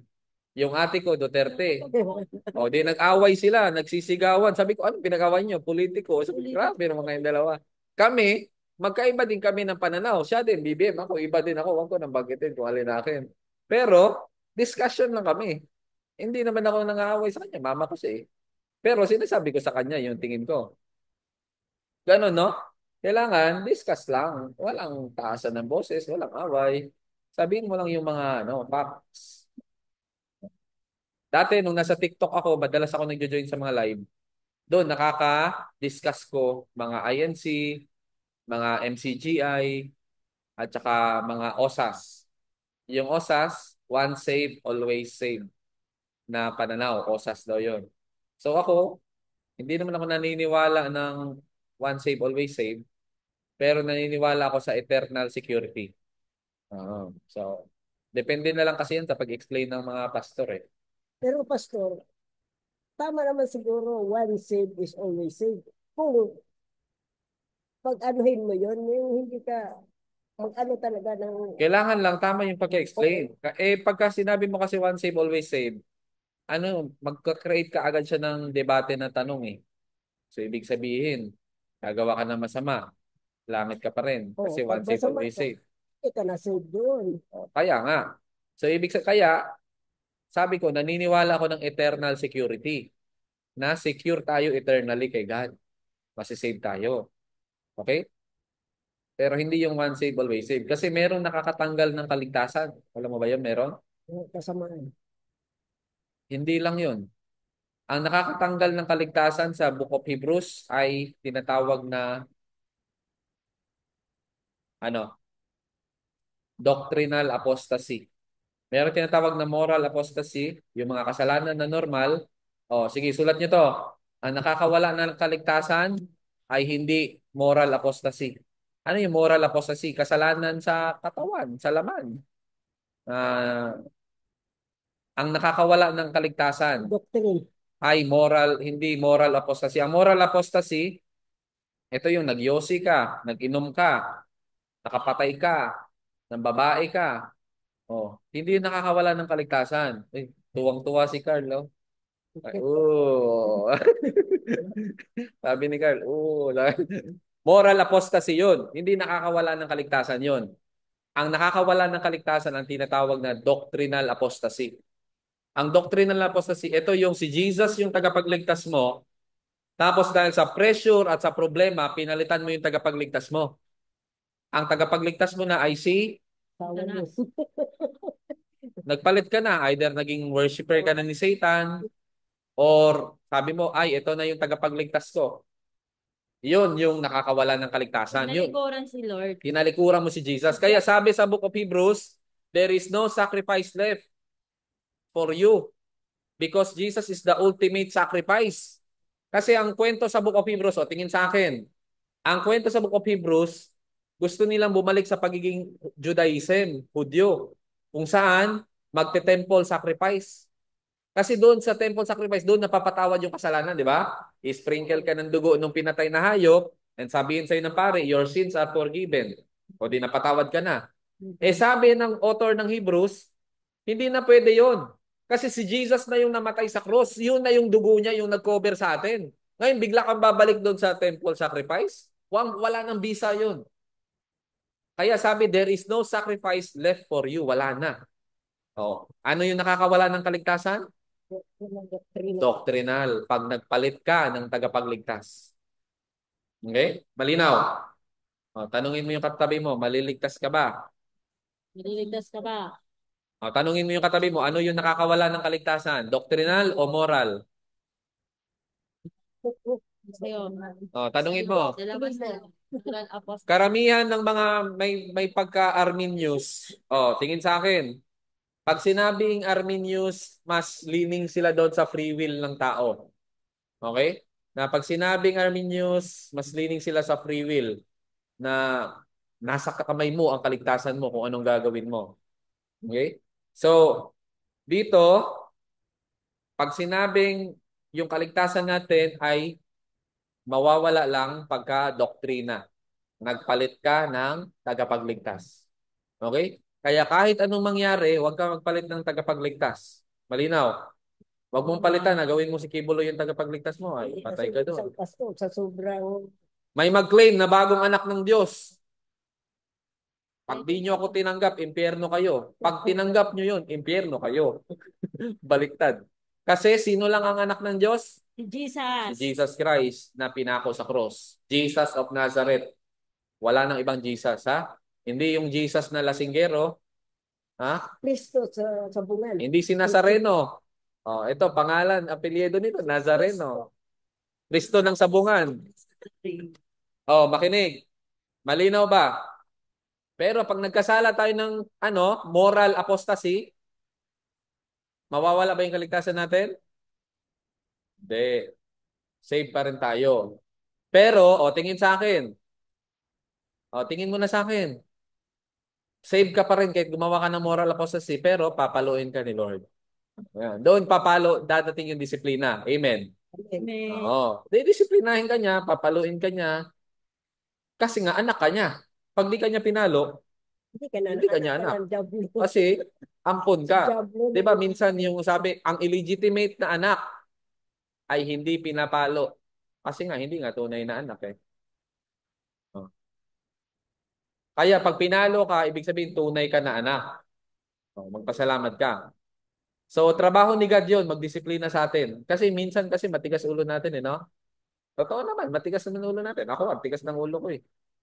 Minsan kasi dahil yan sa mga background natin na mga dysfunctional tayo, mga broken home tayo, kaya may kanya-kanya ka tayo. Mas matigas ang ulo ng mga galing sa dysfunctional at broken home kaysa sa buong pamilya. Tandaan niyo yan, mas matino. Ang may success rate ng long distance relationship, kunyari nag-abroad yung asawa, mataas yung success rate na hindi sila maghihiwalay. Kunyari, seaman, success rate niyan, pagkapareha sila buo pamilya. Malaki ang chance na hindi yun maghiwalay. Pero subukan mo, dysfunctional, galing broken home. Seaman yung asawa, ewan ko lang, baka pag-uwi niya. So, dysfunctional, wala ito sigurado. Ibang siman. Pagka-uwi mo, buntis na yung asawa mo. Siman lulo mo. Napalago ko lahat ng negosyo natin. Yung bigasan natin, lumago na. Yung mga natin, paupahan natin, dumami na. Yung anak natin na isa lang, ngayon, dalawa na. Nadagdagan pati yung anak. Yun lang, hindi naman doon sa siman. Hindi, iba yung tatay nun, malamang. Pero, Malinaw. Papaluin tayo ni Lord pag matigas ulo natin. Pero hindi ibig sabihin maimpyerno ka. Ano lang nakaka-impyerno? doctrinal apostasy. Tandaan nyo yan ha. Ngayon, hindi ko pa in-explain na malalim. Kasi doon pa yan sa pang-apat na lesson eh. Soteriology. Nabanggit ko lang kasi tinanong ni Nanay Pem. So sana hindi kayo maguluhan muna ngayon. I-reserve nyo yung lahat ng galit nyo sa akin at tanong pag napag-usapan na natin yun. Ha? Ngayon, binigyan ko lang kayo ng big picture. Malinaw? Sino first time nakarinig noon? Na ganun pala. Kasi iniisip nyo na maimpyerno ka no pagka gumawa ng mali. Oh. Pag ganun ka mag-isip, paano mo masisecure yung sarili mo? Ikaw pa naman, pag inisip mo maimpyerno ka, ang gagawin mo pang taga-impyerno. Tama? Pero kung ikaw inisip mo malangit ka, ang gagawin mo pang taga-langit. Totoo, magkakamali tayo from time to time. Matetempt tayo from time to time, pero hindi tayo susuko at babangon tayo. Kasi alam natin, taga-langit tayo. At pagka meron ng mga pamalo tayong nararamdaman, alam natin galing kay Lord. No? Ha? Yung pumatay. Moral lang din yun. Oh. May bahala Di ba? ano. Di ba ang disiplina niya, mapukukulong siya sa bilibid, maximum. Oh, isa yun, disiplina niya sa lupa. At saka, mahihiwalay ka sa asawa mo kasi malalayo ka na. Tapos, yung asawa mo, wala ka nang babalikan kasi mag-asawa na ng bago yun. Yung mga anak mo, hindi ka nakikilalanin na tatay kasi kakahiya ka na nila. Madaming mangyayari sa iyo. Huwag ka na bumalik sa labas. Sa loob ka na lang. Oh, may May mga pagkain Oh, ka. nuggets nyo? Narinig nyo? First time nyo marinig, no? Oh, pasalamat kayo. Nakakapakinig kayo ng mga ganyan. Mas masisecure kayo. At hindi kayo yung parang kinokondem yung sarili nyo na, ala, impyerno na naman ako, ginawa ko na. Yung Ah, ano, nabuhayin si Jiro at ah, least alam mo. manood ng porn. Nakaka-impyerno yung tanggal yung kaligtasan mo doon, hindi. Impyerno siya sa moral pagpastas. Oh, moral pa rin yun. Oh, yung mga normal na ginagawa ng katawan mo na kasalanan. Bago na yung Kayabangan, pride, yung seven deadly sin. Yun, moral apostasy yun lahat. sin of the Pag sinabing moral, yung related sa moral, sin of moralidad. the soul. Nakaka-impyerno yun, di ba? Yung sin of the soul, safe pa rin yun, moral pa rin yun. Yung yabang. Oh. Ang doctrinal, yun yung magpalit ka ng tagapagligtas. Oh. Pag naging atheist ka na. Yun. Sinabi mo, walang Diyos, wala ka ng tagapagligtas. Yun.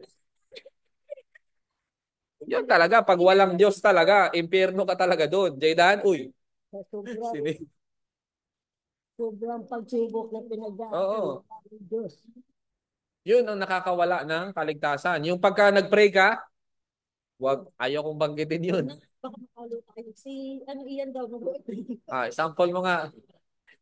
Nakakatakot yun. Yung i-renounce mo yung faith mo, sasabihin mo, hindi. Kahit ako nga, example ko, ayaw kong nga banggitin eh. Oh, nasasabihin mo, si Jesus hindi na yung tagapagligtas mo, hindi mo na siya kinikilala. Patay, impyerno ka doon. Timba ko, palayo. Nag Nagets nyo? Oh, may tanong pa kayo about doon sa moral and doctrinal? Naintindihan nyo? Ito, sinabi ko sa inyo, hindi para maging lisensya nyo, ha? Nagagawa tayo ng mali lahat. Hindi. Kasi papaluin pa rin naman tayo, makukulong pa rin naman tayo eh. 'Di ba? Pag gumawa ka, magnakaw si Jiro sa bangko, kulong. Langit, pero kulong. Pagdating sa langit, nasa kulungan din doon. Nalangit ka pa, tapos nakulong ka lang din sa langit. Ay, selda sa matitigas na ulong Kristiyano.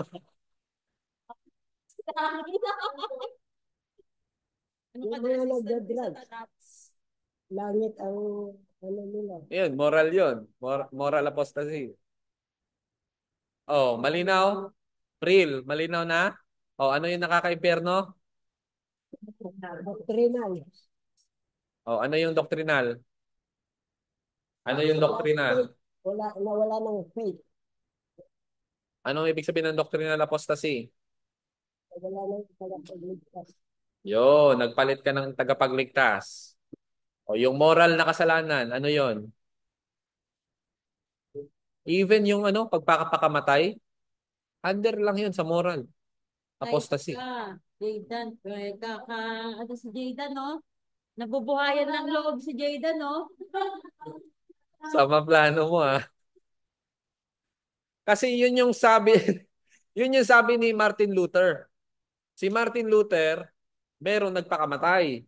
Ayaw ilibing sa simbahan, ayaw ilibing sa sementeryo ng Katoliko. Kasi bawal nga, di ba? Pagka nagpakamatay ka, pinakamalalang kasalanan yun. At sabi daw, impyerno ka nun. Ayaw nga papasukin sa simbahan. Oh, hindi nga papasukin sa simbahan eh.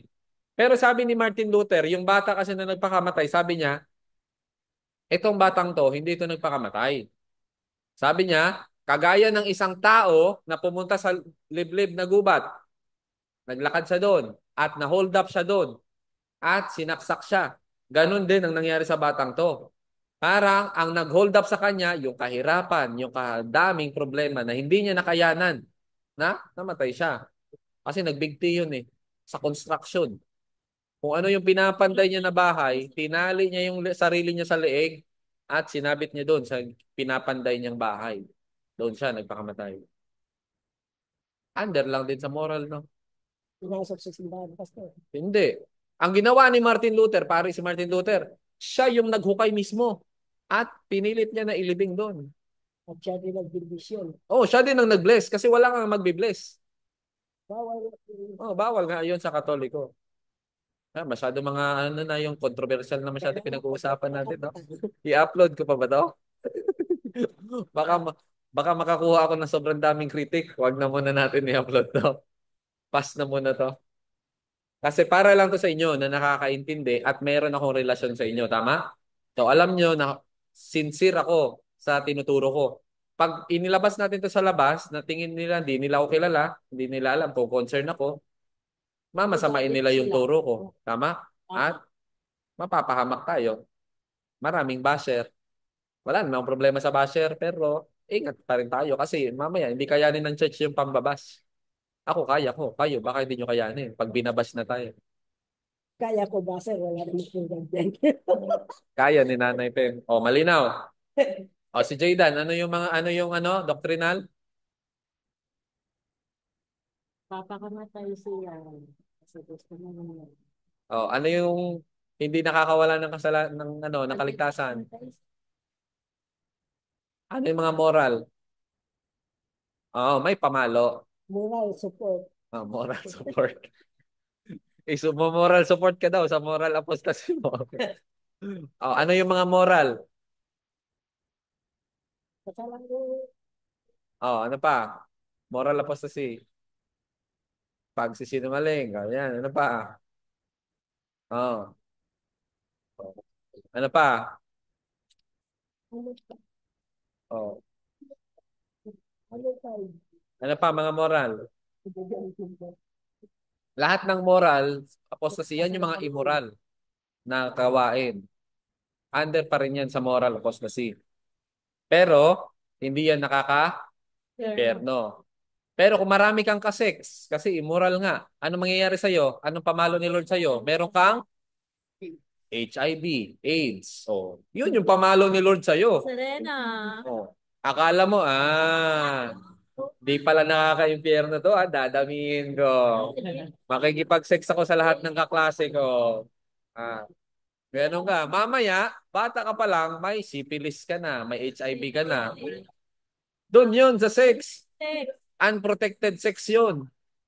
Ha? Mana. Hindi. Isa lang yung mana, yung AIDS, na mamana yung AIDS. Pero karamihan doon, sa sex talaga nakukuha yun. At pinaka nakukuha yun sa pakikipag-sex sa kapwa mo. Kung nagja-jacket na yun, no? Lalaki sa lalaki. Kaya ang pinaka nagtatransfer ng AIDS, mga bakla. Bakla. Alam nyo na bakit galit si God sa bakla. Kasi mauubos yung tao pagka pinabayaan niya. Kaya nga. Kaya pala si Trump galit sa bakla. Oo, kasi mauubos yung ano. Alam niyo, wala pa namang gamot yan.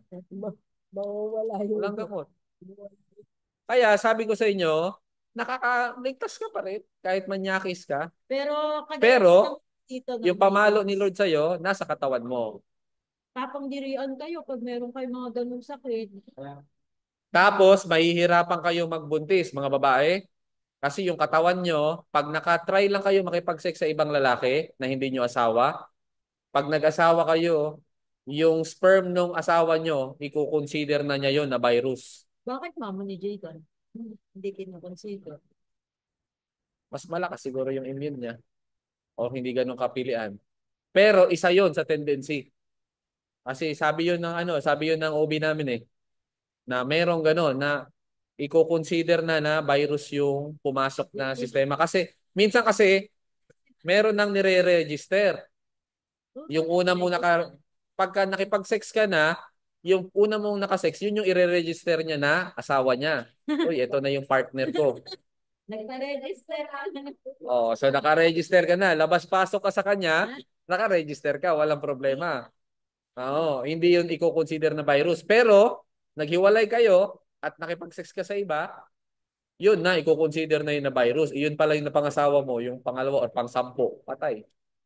Kawawa naman yung asawa mo. Di ba? Pero pastor, di ba minsan yung nare-rape, Oo, isang beses, yun. Kawawa isang naman beses yung, lang oo. nabubuntis. Oo, buntis agad, na-rape. Oo. Yun na kinonsider na ano partner ng katawan. Hindi naman nakakakilala kasi yung katawan. Wala naman ang biology, hindi nagre-respeto ng romantic love yan. Na kung tingin mo ba doon sa kasex mo ay love mo o hindi, Ladies, no? wala yan sa kanya. Kahit ginahasa. Biology lang talaga yan. Kasi kahit nire-rape, nakakaramdam pa rin ng sarap yung katawan, di ba? Kahit ayaw. Kasi, Utak lang yung ayaw Pero yung katawan mo, biology yan Gagana talaga yung function Ayaw, niyan. tigilan. Parang si David. kaibigan, Oh, may tanong kayo? Oh, malinaw sa'yo, Jaydan? Ano yung mga moral? Oo. Nakaka-impyerno, hindi. Eh, Nakaka-impyerno. si Jiro, pag tinanong natin to si Jiro, mukhang ang saya ni Jiro Ay, yes! Langit. Ako. Ako. Langit at lupa, binago ng sinun kaya. Alam nyo, yung naalam nyo? Alam ko na yan, nung high school pa lang ako. Kaya sobrang lakas ng drive ko mag-serve kay Lord. Kasi sabi ko, wala akong gagawin na hindi ako mahal ni Lord. Kahit ano pang gawin ko, love ako ni Lord. Kasi fix na yun. Hindi na magbabago yun. Kaya, dahil din doon, mas na-empower ako mag-serve kay Lord. No. Hindi yun nag-empower sa akin na mas maging loko-loko. Paminsan-minsan, nagiging nagkakasala Minsan, tayo. pastor, loko-loko ka rin. Oo, normal yun. Tao tayo tama? atin. Oo. Normal yun. Kasi pagka hindi ka na talaga loko-loko, ay anghel ka na. Lagi, Anghel nga lagi ka ng, lagi ka ng formal. Oo, hindi maganda yun, no? Normal lang yun. Meron tayong mga shadow natin na pinaglalabanan. Minsan nananalo tayo sa shadow, minsan natatalo, pero wag kang sumuko pag Minsan natalo ka. panalo, madalas talo. Oo. Oh, si Jiro, ano yung nakaka-impyerno? Yan, hirap. Nakapang-impyerno daw. Pag stick daw ha.